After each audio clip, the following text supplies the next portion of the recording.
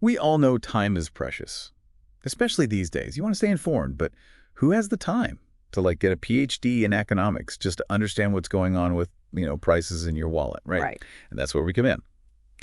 Today, we're taking a deep dive into tariffs because this is a topic that keeps popping up in the news, and it can have a big impact on how much you end up paying for pretty much everything, from groceries to gas, you name it. Yeah, for sure. I mean, just recently, January 31st, 2025, there were a bunch of announcements about new tariffs. We're talking a possible 25% tariff on most stuff coming in from Canada and Mexico, Wow. with a slightly lower 10% on Canadian crude oil and energy. Then there's also a 10% tariff being planned for imports from China. So for you, our listeners, especially here in Deer Park, LaPorte, and Pasadena, the question is, what does all this mean for the prices you see every day and for the bigger economic picture? So in this deep dive, we're going to try to unpack these tariff proposals, and we'll explore some basic economic principles. We'll be drawing a lot on analysis from the Mises Institute to see what the ripple effects might be, how these tariffs might actually play out in the real world. Okay, so let's get right to it. What's the main argument against these tariffs?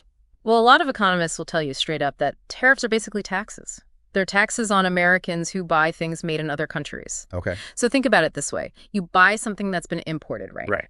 If a new tariff makes it more expensive to bring that product into the U.S., that extra cost, it usually gets passed along to you Right. in the final price. So basically, carrots are like making us pay more for certain things. Yeah, that's the main idea. And it's not even a new idea. Really? Back in the 1700s, Adam Smith, the Wealth of Nations guy, Mm-hmm. he made this really good analogy. He said that, imagine you're managing a household. You wouldn't try to make everything yourself if it cost more than just buying it from someone who could make it better and cheaper. Right. Makes sense. He gave the example of a tailor buying shoes from a shoemaker and a farmer relying on both of them. He said, look, if this is true for a household, it probably makes sense for a whole nation too, right? Focus on what you're good at and trade for the rest. Right. Like you specialize and then everyone benefits. Exactly. Yeah. Specialization and trade. And Murray Rothbard, much later, he made this point even more strongly.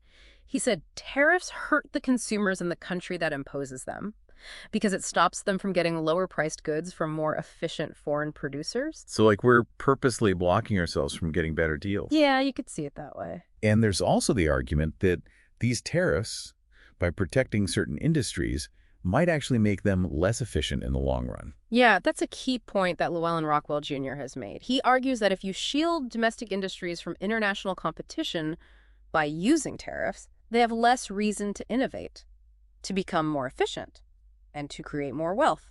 They can get kind of lazy, relying on that protection instead of upping their game. Now, I've also heard the argument that tariffs could actually encourage foreign companies to move their production to the U.S., so they don't have to pay those taxes at the border, right? Yeah, you hear that a lot, especially with the tariffs that were put in place a few years ago. But Rockwell also argued that the real benefit for American consumers isn't necessarily where a product is made.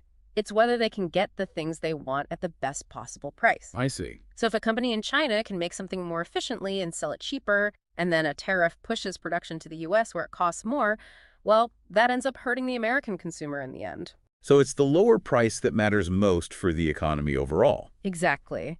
And this gets to Rothbard's main critique of protectionism. He said it's not really about helping everyone. It's about favoring a small group of producers who aren't as efficient and can't compete in a free market. And they get this advantage at the expense of everyone else. So who benefits? A small group of producers. And who pays the price? All the consumers. Rothbard used the example of the so-called Japanese menace in certain industries back in the day to show how this plays out, and it's still relevant today. Trade is not a zero-sum game. It's not like one country wins and the other loses. When Americans buy stuff from other countries, it's usually because they see those products as a good value at that price. And the foreign producers benefit too, of course. Right. So when we use tariffs to limit trade, we're basically forcing American consumers to buy more expensive or maybe lower quality domestic stuff. And who wins? Just a handful of domestic companies. And the standard of living for everyone else might actually go down. It's like being forced to shop at the expensive store down the street when you know there's a better deal across town. It really makes you think, if you imagine someone like, say, President Trump, who's a successful businessman, Yeah. in his own companies, he'd want to make as much profit as possible Of course. and keep costs low. Right. So it seems unlikely that he'd put a policy in place that would hurt his business. Uh-huh. So why would that same idea, when you apply it to the whole national economy, suddenly lead to prosperity if it just means higher prices for everyone and maybe less efficient businesses? Yeah, that's a really interesting point. And Ludwig von Mises had something to say about this kind of interventionist thinking.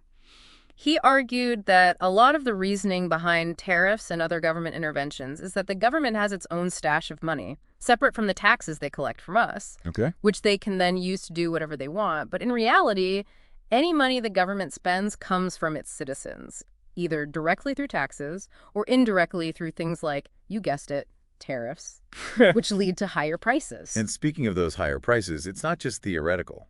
No, definitely not. People have actually tried to estimate the economic impact of large-scale tariffs. Right. For example, the Peterson Institute for International Economics.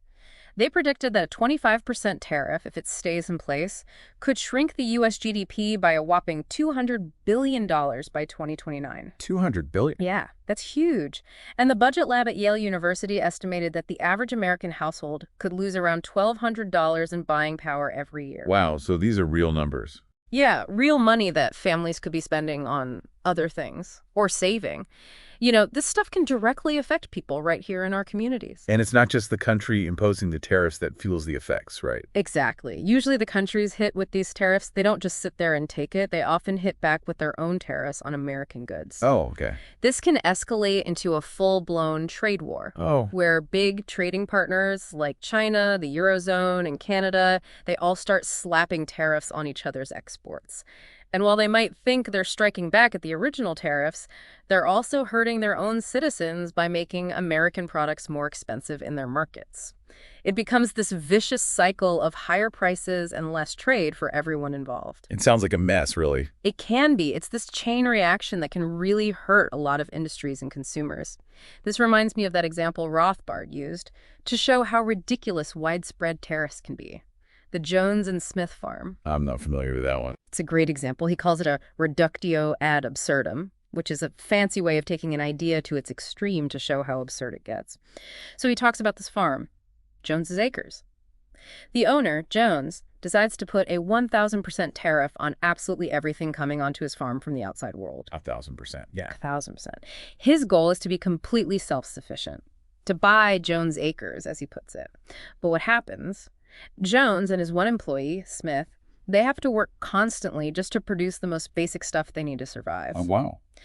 They might be self-sufficient on paper, but their quality of life goes way down. They can't specialize in what they're good at. They can't benefit from trade with others. And even though they might be paying each other high wages in theory, the money is practically worthless because there's so little to buy with it. So it's like they're going back in time almost. Yeah. To a less productive, more difficult way of life. Exactly. And Rothbard's point is this. The same thing happens, just on a larger scale, when countries put tariffs on everything. It goes against the whole idea of a market, where people and businesses specialize in what they do best and trade with each other. If everyone tried to be totally self-sufficient, which is the logical endpoint of this thinking, everyone would be a lot poorer. I see. It's like we're shooting ourselves in the foot, basically. In a way, yeah.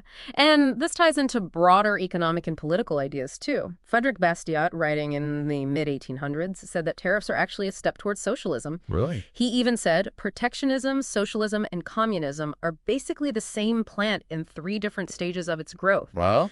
And the common thread, it's the idea that the government should interfere in the market, picking winners and losers, instead of letting free trade decide things. So what's the takeaway for our listeners? So for you listening, especially here in Deer Park, LaPorte, and Pasadena, it's this. Even though some people say tariffs are a way to help domestic industries, most of the economic analysis says they act like a tax on consumers. They lead to higher prices for everyday stuff, less choice in what you can buy, and a potential slowdown in the economy. And that can hurt local businesses and families. And to bring it home to our area. Yeah. Think about how this could affect you and your neighbors here. If these tariffs make imported goods more expensive, that could mean you pay more at the grocery store, Right. at the mall, for electronics, for clothes. for so many things. Pretty much everything. And it could also hurt local businesses here in Southeast Houston, companies that depend on imported materials to make their products. Or companies that export their goods and now face tariffs in other countries. Exactly. Those businesses could struggle. So it really shows how connected our local economy is to the global flow of goods and services. In ways we don't always realize. Right. Think about all the things made in the Houston area and the things sold in our stores. A lot of it comes from international trade. And in the end, it's the consumers, the people in our communities, who pay the price when there are restrictions on that trade. So as you go about your day today, here in Deer Park, LaPorte, or Pasadena, think about all the stuff you use and where it comes from. Because if the policies meant to increase national wealth end up reducing your buying power and potentially hurting local businesses, well, that raises a big question.